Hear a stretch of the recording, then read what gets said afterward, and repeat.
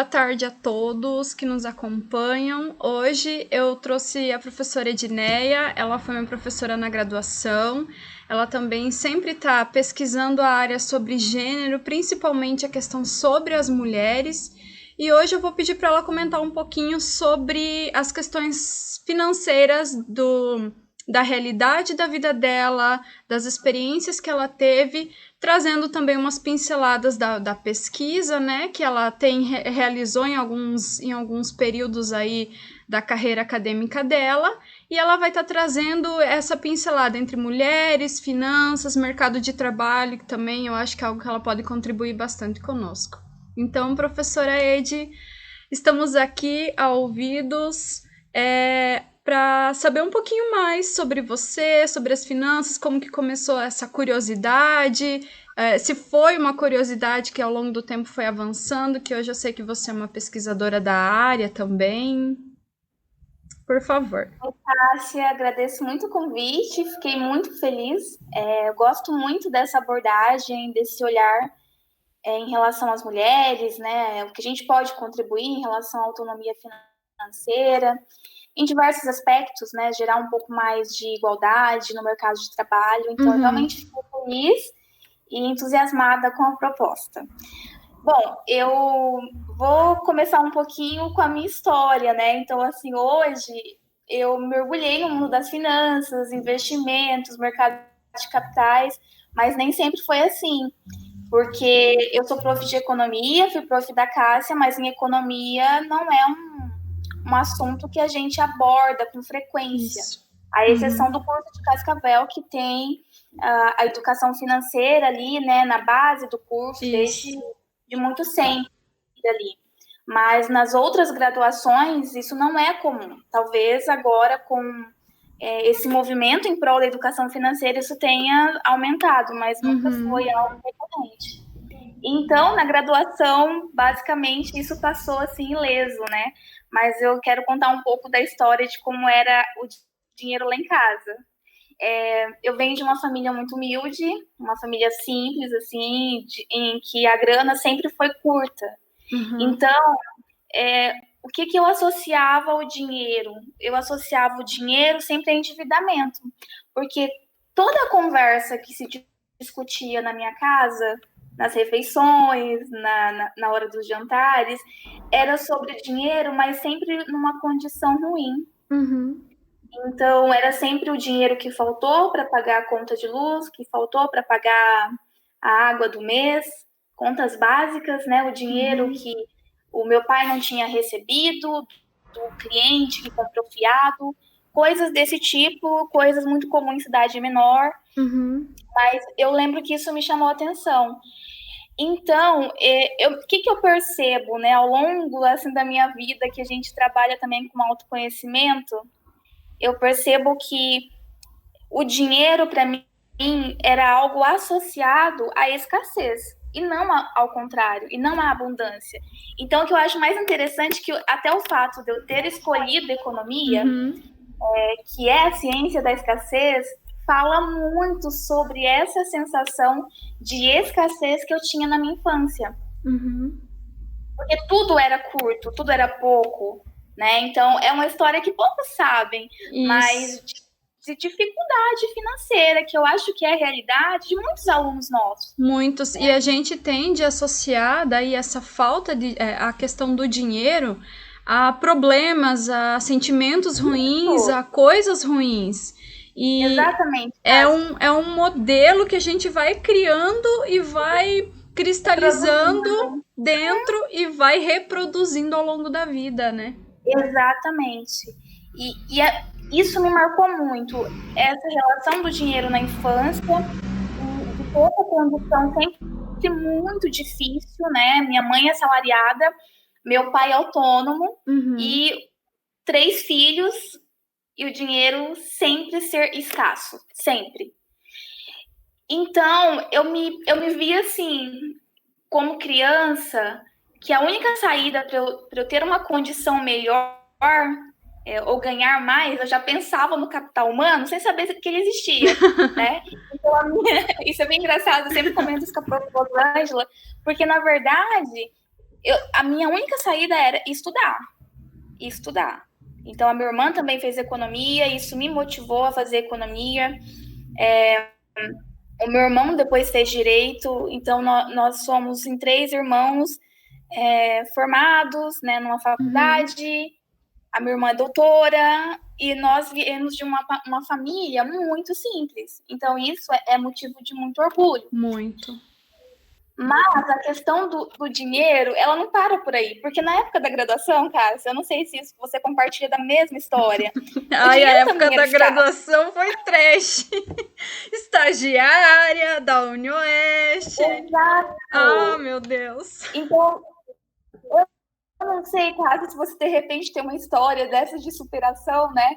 Mas a minha entrei na graduação de economia com 17 anos. Uhum. Que novinha!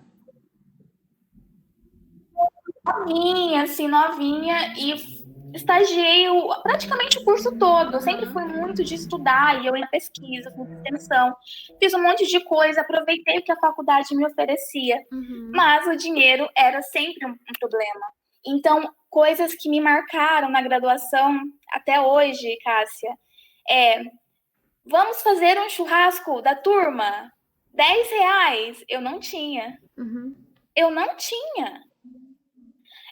Vamos ir no bar depois da aula, tomar uma cerveja? Eu nunca ia. Eu sempre recusava os convites. E perceba, isso é forte para mim, porque eu lembro exatamente da sensação. Porque mesmo que eu tivesse os R$10 na carteira, aquele dinheiro era de comprar o pão do café da tarde no outro dia, porque a condição era de ainda, né? Então, viver de bolsa de pesquisa, bolsa de CNPq, mas a gente está falando de R$300, Cássia. Sim. R$300 para pagar aluguel. Eu fui bolsista também da UniOeste, só que quando eu era bolsista estagiária da UniOeste, eu ainda ganhava um pouquinho mais do que isso. Dependendo do mês que a gente ganhava por dia, né? Por hora, no caso, que trabalhava. Então, um mês que fechava ali os 31 dias, que dava os 22 dias úteis de trabalho, dava R$600 redondinho. O mês que dava, né? Olha, rica! E, uau! Mas daí, eu resolvi fazer PIBIC. Aí o PIBIC foi R$300. Aí eu passei apertado, porque foi uma escolha, eu queria construir uma carreira acadêmica. Inclusive, o meu PIBIC foi trabalhar a questão da economia comportamental. Foi a pesquisa que eu fiz sobre isso, né, na época. Mas, assim, nesse período, eu fiquei, assim, acho que uns 2 meses sem ir pra Itaipulândia visitar os meus pais, porque eu não tinha condições, e na época eles também estavam passando por momentos difíceis, então não dava. Ou eu ia pra lá e gastava dinheiro, ou eu comia e pagava meu aluguel. Então eu ficava. Exatamente essa escolha. E hoje eu percebo, como prof, eu tenho esse olhar para os meus alunos, porque isso foi muito forte para mim. Enquanto eu fazia faculdade, as necessidades que eu tinha. E ali no curso de economia, que você fala o tempo todo de satisfazer necessidades, né? E a gente não ter como satisfazer, porque naquele período o dinheiro era curto. Tá, e eu tinha um entendimento muito claro de que era uma fase, por quê? Porque eu estava investindo em capital humano, então isso era muito nítido para mim. Eu tinha essa convicção de que terminando a faculdade as coisas iam melhorar. Essa era a ilusão, né? Na verdade. Mas essa coisa da faculdade foi interessante, porque eu me virava. Então, na época da faculdade, Cássia, eu fazia trabalho para todos os meus colegas. A Rosângela, inclusive, sabe dessa história, porque depois eu contei para ela. Eu fazia trabalho para todos os meus colegas e eu cobrava. Então, eu passava finais de semana Renda extra. Renda extra. Eu já tinha essa ideia. E era assim, né? R$40, R$20 que já ajudavam em alguma coisa. Isso. Então, isso me marcou muito. Agora, o caminho para chegar na educação financeira, ele é recente. Data aí de 2018, né? Porque aí eu ingressei na carreira acadêmica e a gente foca acadêmica, muito bem, é um outro universo, né? Então, as preocupações... Ai, travou. Sabe, é importante. Mas a carreira acadêmica exige demais de nós, né, Cássia? Isso, deu uma travadinha, prof, mas agora já voltou. Eu estava dizendo que a carreira acadêmica exige demais de nós, né? Exige. Então, não tem tempo para pensar em outras coisas. Eu vejo assim, prof, que quando você decide seguir carreira acadêmica, porque você ganha muito menos do que no mercado. Uma bolsa que você ganha na carreira acadêmica é muito menor. Quem que abriria a mão de um trabalho enquanto os meus colegas já estavam, alguns trabalhando em bancos, tirando assim um valor bom por mês. E eu ali ganhando os R$300, porque foi uma escolha minha. Eu sei, eu tenho plena consciência que eu queria seguir carreira acadêmica, porque carreira acadêmica é isso, né? É você pensar no longo prazo e não pensar no curto prazo. Aí algumas pessoas querem dizer, é porque os professores concursados estão ganhando não sei quantos mil e não sei o quê.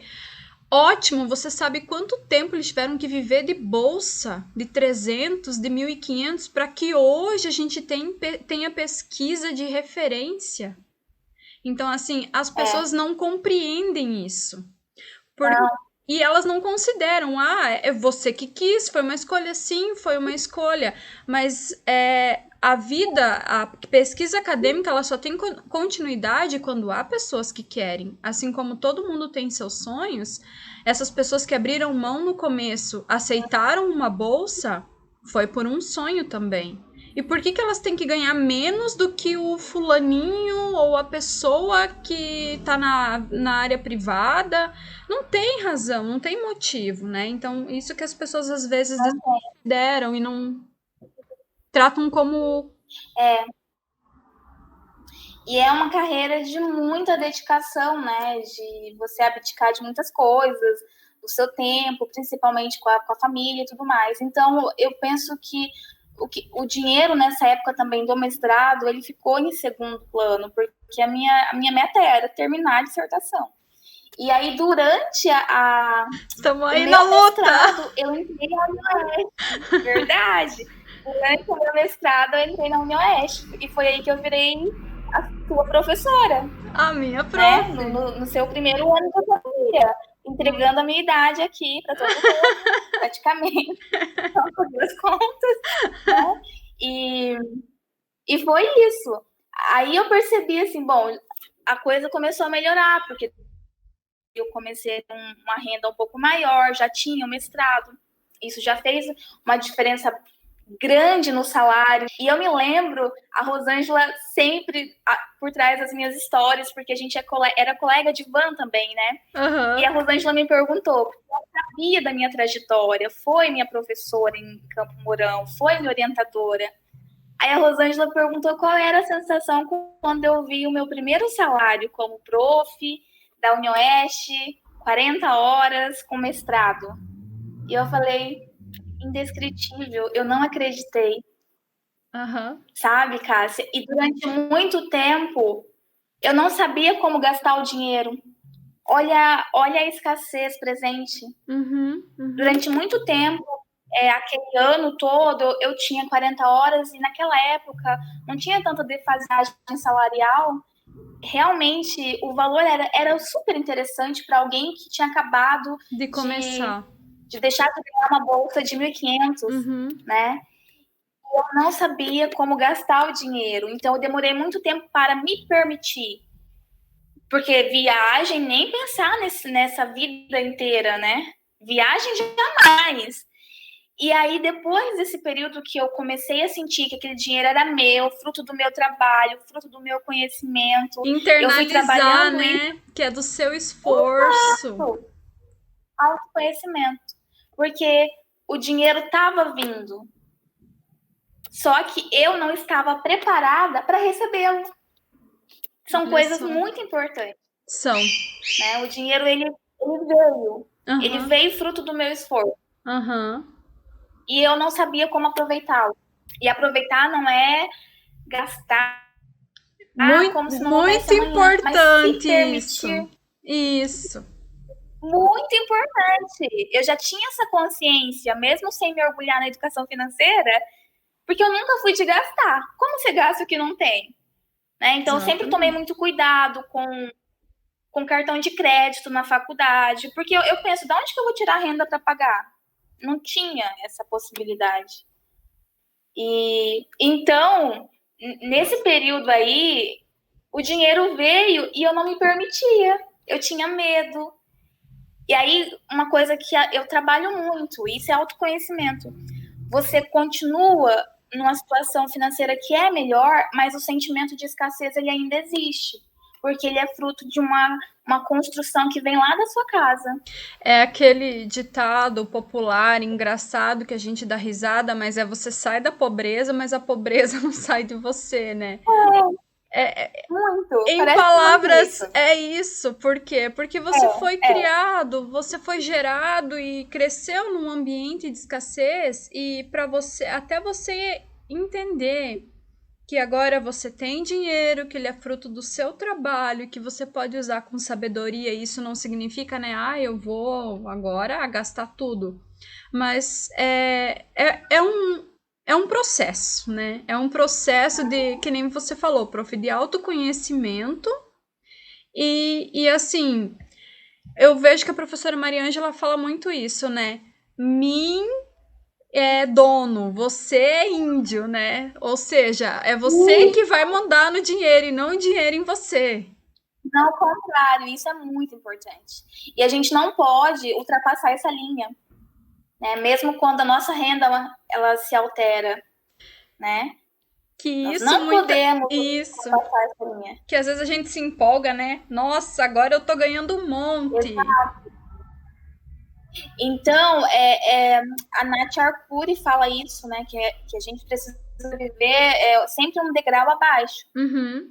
Só que a gente está falando de uma época que não tinha esse movimento em prol da educação financeira. Inconscientemente, eu não sabia aproveitar o meu dinheiro ainda. Uhum. Mas, de forma muito consciente, eu fiz poupança naquele período. Então, foi muito bom, sem nenhum critério de educação financeira, de guardar 30%, eu simplesmente poupei. Uhum. E aí, na sequência, teve um período, né, que eu fui morar em outra cidade. Quando eu voltei, eu fui trabalhar na PUC. E aí, quando eu fui trabalhar na PUC, eu precisava comprar carro. Olha só o que aconteceu. Ai. E aí, eu comprei um carro, e aí já tinha trabalhado um pouco a questão do merecimento, né? E achei que precisava de um carro zero. Não, agora aí, eu mereço. Agora eu mereço. Não, aí, Cássia, agora eu mereço demais, né? Aí eu comprei o carro. Exato, entendeu? E foi um problema, e eu aprendi. Aí, não tinha como eu ir para a PUC de outra maneira. Na época não tinha Uber, eu precisava de fato de comprar o carro e eu acabei comprando. E eu tinha dinheiro. Eu tinha dinheiro para comprar o carro, dar uma entrada, ficar tranquila com as condições que eu tinha. Só que não ia sobrar nenhuma reserva de emergência.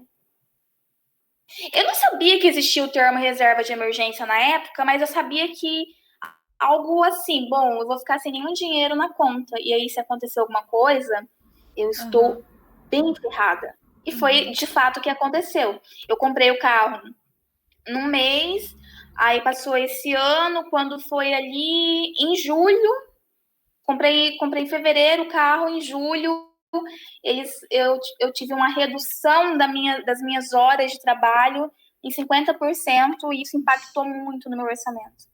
Então, basicamente, de um dia para o outro, eu descobri que a minha renda ia cair 50%, eu não tinha nenhum caixa. Por isso que é tão importante, né, prof, a questão de você ter uma reserva financeira.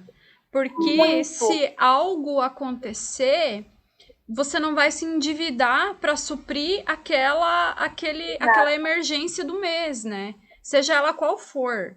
Desde da redução que nem você teve da jornada de trabalho, da sua renda, perdeu o emprego, Exatamente. uma situação de doença na família, Isso. ou estragou o motor do carro, sabe? Coisas que a gente não espera, Exato. né? E elas acontecem. Eu sempre falo que a reserva financeira é uma reserva que você faz objetivando não usar. É um dinheiro que você faz para não mexer.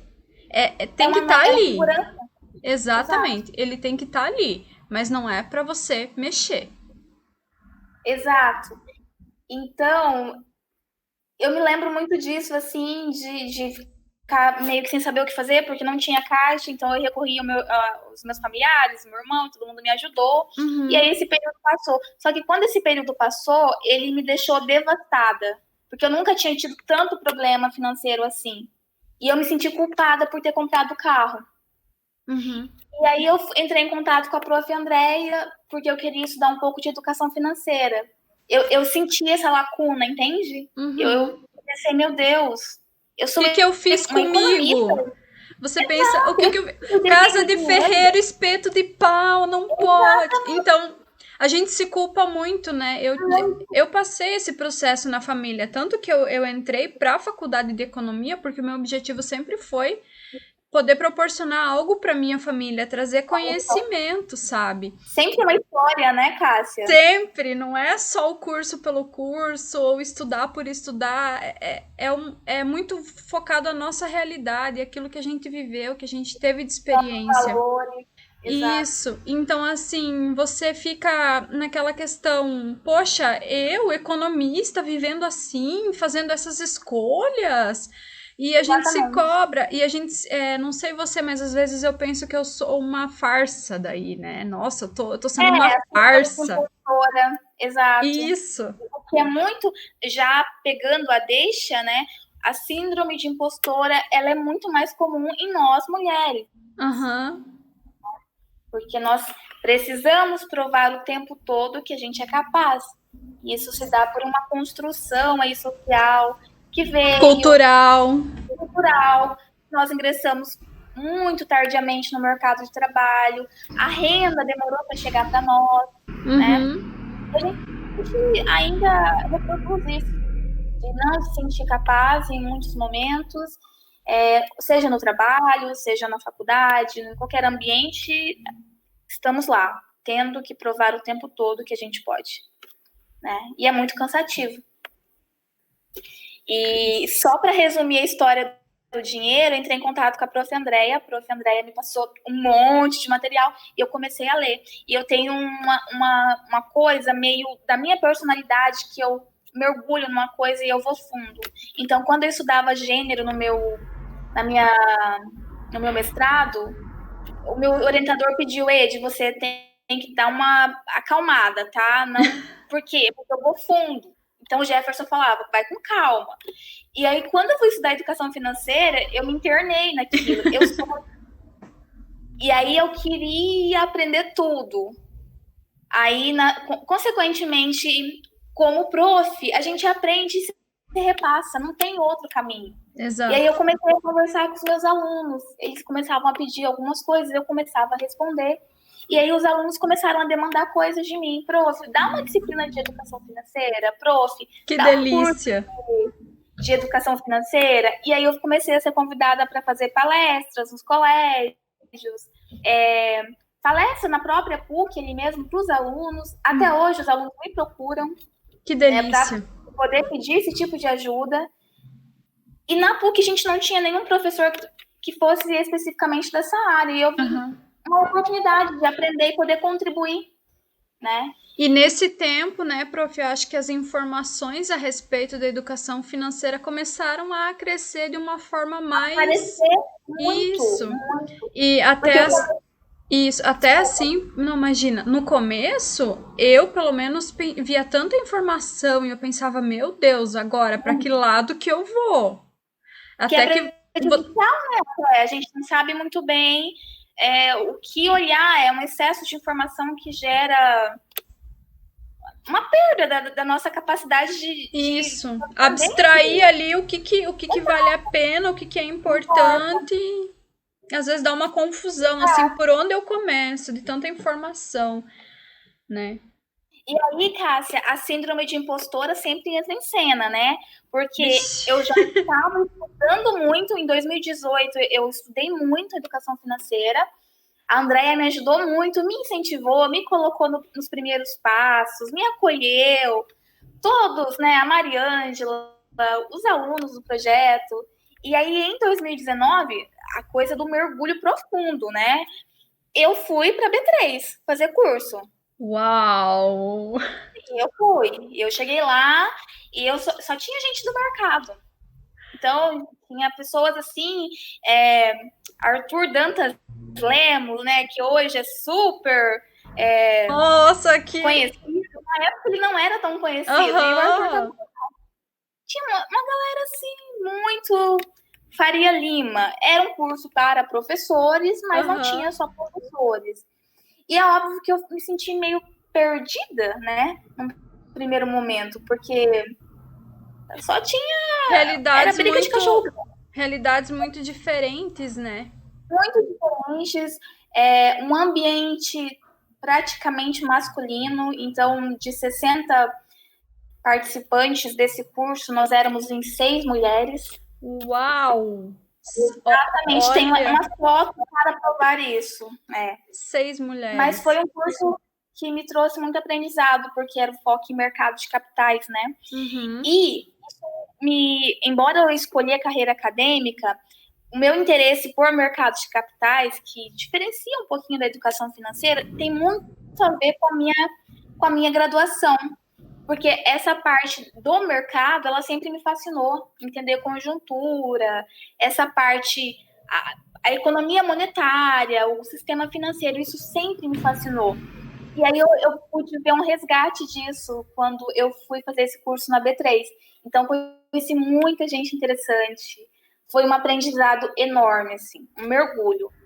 E aí, quando eu voltei um pouco mais preparada e eu continuei estudando, e aí eu comecei a botar a mão na massa, e aí eu comecei a aprender uma série de coisas do mercado mesmo, né? Perdi algumas coisas, não sabia muito o que fazer, mas depois eu comecei a usar um pouco, a engrenar. E aí eu percebi que as pessoas começaram a pedir ajuda para mim. E quando isso acontece, Cássia, com a gente, é porque, de certa forma, se tem alguém nos demandando, talvez isso esteja acontecendo com você. É porque a gente já está preparado para fazer aquilo. Só que talvez a gente não perceba e precisa que alguém fale. Sabe quem falou para mim que eu já era capaz de trabalhar com isso e fazer consultoria? A Mariângela. Olha só. A Mariângela me escolheu para trabalhar mercado, investimento com o Zé Lucas, o filho dela. Que delícia! Olha isso! Exato. Tipo, E aí, o que você aprendeu lá na teoria, claro que a teoria é modo de falar, mas assim, você conseguiu trazer para sua realidade e colocar em prática. Eu acho que essa é a principal diferença do conhecimento, quando você consegue trazer ele para sua realidade e colocar em prática, que daí você vê resultado, você vê que as coisas acontecem. E eu sentia falta disso, sabe, Cássia? Eu pensava assim, não, teoria, ok, já tá de bom tamanho, agora é prática. E eu preciso disso, eu preciso visualizar as coisas no mundo real. E aí foi assim que começou. Começou com os mini cursos na Unioeste sobre investimentos, que inicialmente eu não queria, eu não me sentia preparada. Olha só. Eu não queria, eu falava, mas gente, será? A Mariângela, você vai sim. E quando acontecia os mini cursos sobre o mercado de capitais, o feedback era muito positivo. Porque até, prof, além de... Eu não participei de nenhum mini curso seu, mas eu tive aula contigo. Então, assim, eu sei a delicadeza com que você consegue trazer o conteúdo, né? Que você consegue nos prender dentro daquilo, da teoria. E eu acredito que além de você, né, dominar esse aspecto que é muito importante, você conseguiu praticar, colocar em prática, o que tornou isso muito mais relevante. E também foi um tema que passou a ganhar ainda mais relevância nesses últimos 3 anos aí, porque as pessoas começaram a ter sede, né? Eu quero aprender a investir na bolsa. Porque desmistificou um pouco aquela coisa de só investe muito dinheiro na bolsa, só pode investir quem é rico. Não, né? Então... Exato. Mito, a gente precisa acabar com isso. E eu acho que foi muito interessante tanto a gente ter educação financeira lá em Cascavel, como também trabalhar mercado de capitais para aproximar os nossos alunos dessa realidade, né? Olha, é possível a gente olhar para o mercado, é possível a gente ter risco econômico e também olhar para o mercado. Exato. Né? Então, esse movimento ele ganhou muita força, e aí, não contente com isso, eu comecei a sentir falta de psicologia, de entender comportamento. E aí, quando eu vi que a professora Vera ia dar um curso em São Paulo, claro, né? eu pensei, eu quero ir para São Paulo fazer esse curso. E eu fui. E a gente tem um movimento aí depois disso que muitas pessoas fizeram o curso da Vera, né? Inclusive eu. Você, a prof. Andréia, a Mariângela. É que como veio a pandemia, ela passou pro online. Então facilitou muito. Então ela tem até hoje turmas, né? Até hoje ela tá lançando turmas e psicologia, daí tem educação financeira e tem arquitetura das escolhas, né? Eu fiz o último presencial. Foi o último. Mas assim, é um start. Você vê que as nossas decisões estão totalmente relacionadas com a nossa vida cultural ali, aquele tal do comportamento aprendido que a gente vai... E aí, quando eu bebi da água da economia comportamental e comecei lá no curso da Vera a associar isso com as finanças, com o investimento, parece que tudo se encaixou, assim, sabe? Parece que... Aí eu entendi, é isso que eu quero. Se eu for trabalhar com isso, é esse viés que eu quero dar. E isso faz toda a diferença. E aí eu fiz todos os cursos da Vera, terminei a formação, fiz um curso da Flávia Ávila também, de ciências comportamentais, e o último curso do ano foi de planejamento financeiro da Planejar. Olha só. Então, o currículo é vasto, né? O conhecimento tá aí para colocar, né? Tem muita coisa de sempre achar que falta algo, sabe, Cássia? Sempre achar que, pera lá, não tô pronta. Entende? Então, tem um pouco dessa ideia de que a gente não está preparado ainda, mas está, entende? Por isso começa a fazer um monte de curso e às vezes a gente tem que parar e colocar em prática. Entende? O Flávio Augusto fala sobre obesidade mental, ou seja, você estuda, Perfeito. Porém não põe em prática. E o que vai trazer mais conhecimento é você colocar em prática, que não adianta você... Exato.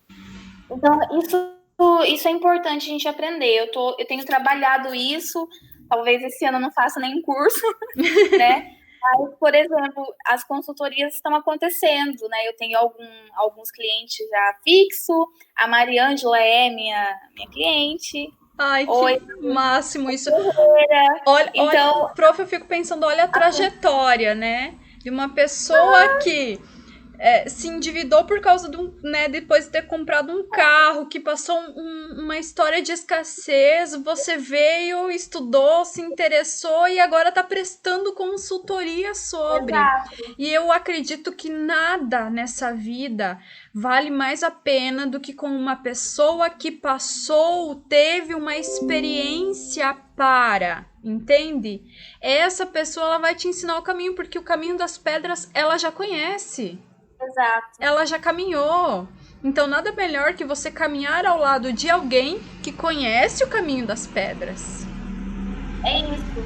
E eu percebo que foi isso, porque a procura foi da Mariângela, a procura do Ferreira, a própria Andréia que vai fazer na sequência, e de outros, geralmente colegas, né, pessoas mais próximas, que confiaram no meu trabalho. Então, eu demorei para falar, Mariângela, é isso mesmo? Você quer fazer a mentoria comigo? Sim, e a gente tinha basicamente um acompanhamento semanal, né? E de pegar na mão, assim, de você abrir a conta na corretora e ajudar, sabe? Esse tipo de comportamento. Olhar a empresa, como olhar escolher, psicológica. como que você vai definir, o que você vai comprar, o que você vai investir. E as opções são enormes. Eu abri a minha conta na corretora, eu tô aqui para falar, não tem um mês que eu botei o meu dinheiro lá e que eu comecei a investir em ações. Porque eu tinha muito medo, meu Deus do céu. Eu investi, comprar ações, imagina eu. Aí quando você quando você se centraliza, que você coloca ali no longo prazo o que você quer, que é a melhor forma, os melhores rendimentos, se você tem uma carteira ali bonitinha, balanceada, que ela pode te render bons frutos, bons juros, dividendos. Eu inicialmente foquei em empresas que pagam dividendos. Então, assim, o resultado disso tudo a longo prazo, porque Cássia, invisto a longo prazo. Eu não penso no curto prazo. Eu coloco lá e vou viver minha vida. Garota, é isso aí. É isso aí. E é isso, sabe? É quando você tem essa ideia que você se sente preparada, mas parece que vira uma chavezinha. Eu não sei como que foi com a prof, mas pra mim parece que virou uma chavezinha. Eu falei, porra, que eu fiquei esse tempo todo aí comendo bola e não tava investindo. Mas aí, Cássia, por mais conhecimento que você tinha, entra a ideia, né, que a prof. Vera Rita fala na psicologia econômica, da intenção para ação. Isso. É um caminho. E aí, por isso que a psicologia importa. Porque quando você tem um cliente e ele tem dificuldade, muitas vezes o medo dele é de abrir uma conta digital. Porque ele nunca fez. E aí, quando você explica para ele como funciona, como vai proceder, isso dá uma segurança para essa pessoa e ela entende que não é um bicho de 7 cabeças e que esse mundo digital, dos investimentos, de ações, é para ela. Até porque, assim, ó, foram pessoas, por exemplo, né, meus pais, agora falar em banco digital, em Pix, nossa, né? Eles cresceram numa realidade onde a inflação, onde eles tinham que todo dia mudava o preço, né? Aquele período de hiperinflação no Brasil, a minha mãe trabalhava no comércio, ela conta, que era manhã, 2, 3 vezes na manhã mudando o preço. E para eles é uma coisa assim tão tecnológica, tão digital. Muito distante, né, da realidade. Isso, para eles entender que é só você apertar um botãozinho que você transfere dinheiro. Exato. É difícil. E uma coisa que eu acho interessante a gente falar sobre esse mundo dos investimentos, dessa dificuldade que a gente talvez tenha de começar, é muito do medo, de algumas crenças, de não ter conhecimento daquilo, e por a gente ver também muito nas redes sociais hoje, né, enfim, que as pessoas também complicam. Complicam as estratégias.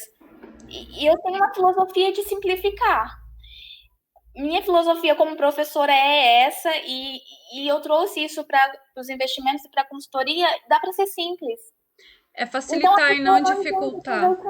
Cássia, entende muito pouco. Você vai recomendar bitcoins, você vai... Entendeu? Não faz sentido para aquela pessoa. Ela vai se enrolar. Então tem que ser o mais simples possível para que ela possa acompanhar. E depois, quem sabe, ao longo da trajetória dela, se ela se sentir segura de agora eu vou investir em Bitcoin, agora eu vou ver como é que é esse mercado, ok, beleza, mas a princípio não há necessidade. Não. Eu sempre pensava nisso, sabe? Que eu acho que as pessoas querem complicar esse negócio de bolsa de valores. Não deve ser tão difícil, porque tem gente que fica... ou talvez quem trabalha com day trade, porque a gente sabe que isso é uma utopia. É muito pouco quem ganha dinheiro nesse mercado de day trade, assim. É muito pouco mesmo. A grande maioria olha a polêmica que você está gerando. É verdade, Cássia, faz sentido.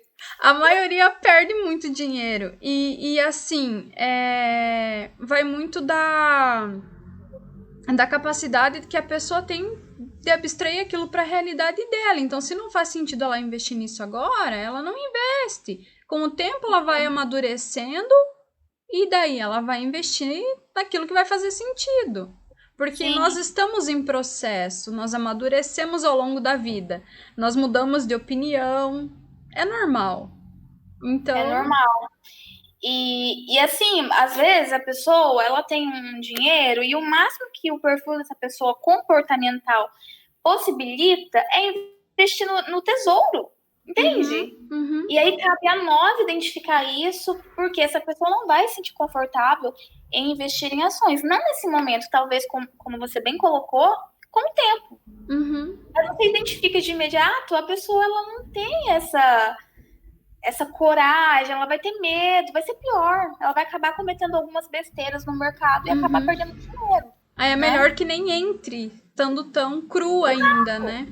Fácil simples. Isso, é muito também a questão de a bolsa caiu muito hoje, meu Deus do céu, eu vou vender tudo. Para quem tem esse pensamento de longo prazo, sabe que é um efeito temporário. Que lá Isso, então assim, que lá na frente, ao longo do tempo, isso vai se elevar. Então, algumas pessoas não têm estômago para renda variável. Então, não vá para renda variável. Não tem porque tem medo, não tem porque caiu e a pessoa já quer vender. Então, ele não tem o perfil de investimento de longo prazo. É uma outra coisa. Isso. Né? Mas o que mais me chamou a atenção aí nesse período todo tudo passa pelo comportamento. Tudo passa pelos vieses cognitivos. Tudo. Não tem como fugir disso. E aí a gente, aprendendo a lidar, a reconhecer esses vieses e perceber onde eles entram, né, em que momento eles aparecem, a gente consegue melhorar as nossas relações com o dinheiro, com os investimentos, ajudar os outros em relação a isso. Porque antes de vir um problema financeiro, o que chega primeiro é o viés. Olha entendeu? só. E aí, o que está ali travando a sua relação com o dinheiro? Né? Então, pode ser... Enfim, a pessoa tem um viés mais voltado para o curto prazo, não pensa no longo prazo, a estratégia já é outra. Né? Não sei se a nossa história era para tomar esse rumo, Cássia, mas uma informação que eu acho bem interessante colocar. Sim. E eu tenho uma aluna que está fazendo esse trabalho, que é analisar o perfil das investidoras em relação aos homens, né? E nós vamos fazer pesquisa de campo. Que legal. Então, essa análise ela vai focar para a economia comportamental. O que a gente espera, né? Uma hipótese já, que a Prof. Vera já defende isso. As mulheres investem melhor. Sim. Nós demoramos para entrar no mercado. Você mesmo colocou, Prof, abrir a minha conta há um mês. Mas você tem muito mais segurança do que você está fazendo do que a maioria das pessoas que abriram há muito mais tempo e que estão lá, né? Só no trade. Porque eu acho que a tendência é a mulher estudar muito e se informar muito antes de tomar uma decisão. Exato. Por isso que investe melhor. Investe melhor. Não tem esse problema de ir com a manada. Então, por exemplo, os ruídos do mercado nós conseguimos absorver um pouco melhor. Você colocou, bom, eu sei que é só uma situação de momento, né? E logo vai passar. Então, qualquer notícia que, sei lá, mexe com o câmbio, já altera o mercado e tudo mais. E aí a gente tem uma corrida aí de investidores para fora, e isso gera um certo burburinho. E aí o que a gente entende as mulheres conseguem lidar um pouco melhor com isso. É um aspecto cognitivo que nós temos. Inclusive, Prof, eu comecei a me interessar pela economia comportamental / um pouco de neuroeconomia também, porque teve um evento, eu não lembro se foi um Cobragen ou um Singen, que eu participei bem no início da minha graduação, em que veio um professor de Portugal e ele tinha analisado o cérebro das mulheres e dos homens no momento da tomada de decisão. Por exemplo, eu acho que eu assisti, Cássia.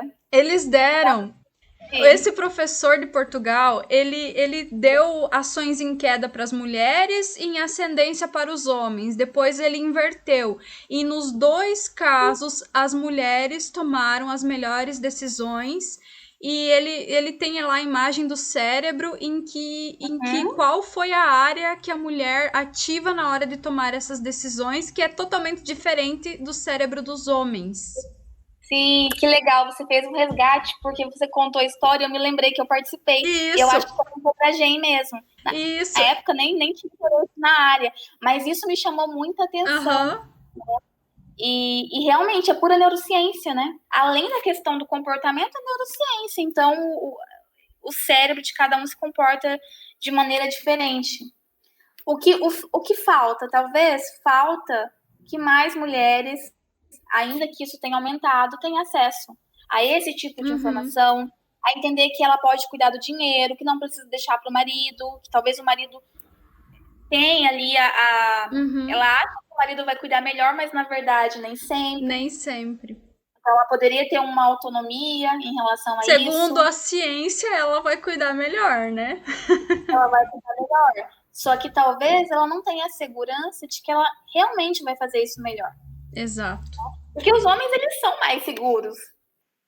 Por questões, aí a gente volta naquela questão cultural, né, da mulher, então, assim, tudo isso interfere mesmo.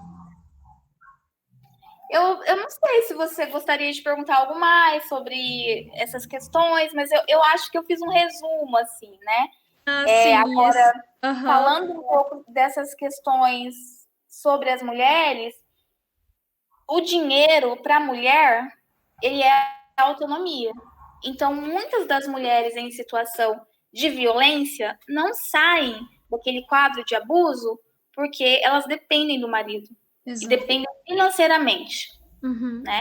E isso vale para mulheres de todas as classes sociais. Tá? Então, a gente tem um problema no Brasil, que é o elevado número aí de mulheres que sofrem violência e que, para resolver talvez o problema, a gente precisa trabalhar nessas mulheres também essa questão que envolve a independência financeira, como gerar autonomia, como colocá-las no mercado de trabalho, como ensiná-las a cuidar dos recursos, porque as mulheres já fazem isso melhor, a gente já comentou. Né? A professora Ildete Ferreira de Mello, ela comenta que as mulheres são as administradoras da pobreza. Olha só. Então, a gente sabe lidar com a escassez. Exatamente. Né? Então, acho que a gente tem um longo caminho aí, Cássia. E, prof, se você pudesse deixar uma última mensagem para as mulheres, as que estão aí com medo de colocar o pezinho na renda variável, ou ter essa coragem para desbravar o mundo das finanças, qual conselho ou qual mensagem você deixa para essas mulheres? Olha, o que eu posso dizer o mercado financeiro, ele também é para nós fazemos parte disso. E se até hoje as mulheres ainda são minoria, é porque faltou também muitas mulheres profissionais nesse mercado para conduzir as outras. Então, eu percebo nas minhas consultorias que quando as mulheres lidam com outras mulheres, elas se sentem mais seguras do que, por exemplo, eu conversar sobre dinheiro com um homem que é especialista nisso. Isso pode acontecer. Mas eu entendo que nós podemos dar mais segurança se essas mulheres precisam de ajuda.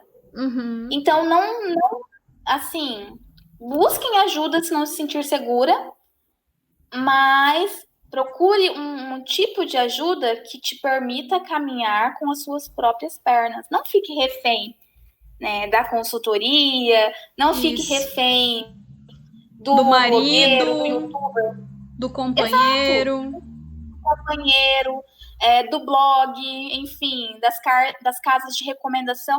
Crie a sua própria estratégia, busque conhecimento, converse sobre dinheiro com outras pessoas, né? E mergulhe nisso. Eu acho que não tem outro caminho se não tentar. Exatamente. Senão a gente só fica no campo das ideias, da abstração. E não coloca nada em prática, né? função e ação. A gente precisa da ação. E talvez a gente erre. Talvez a gente erre no começo. Então, a gente pode errar, mas errar pequeno. Então, começa aos poucos, colocando pouco, né? Peça ajuda, se não sabe como fazer. E depois você começa a caminhar sozinho. Mas busque ajuda. Acho que é isso. Esse mercado é para nós também. Ai, prof, que conversa mais gostosa. É muito bom falar de dinheiro, falar de finanças e principalmente trazer assim experiências de vida, né? Que eu acho que é o que mais conta aí nessa trajetória.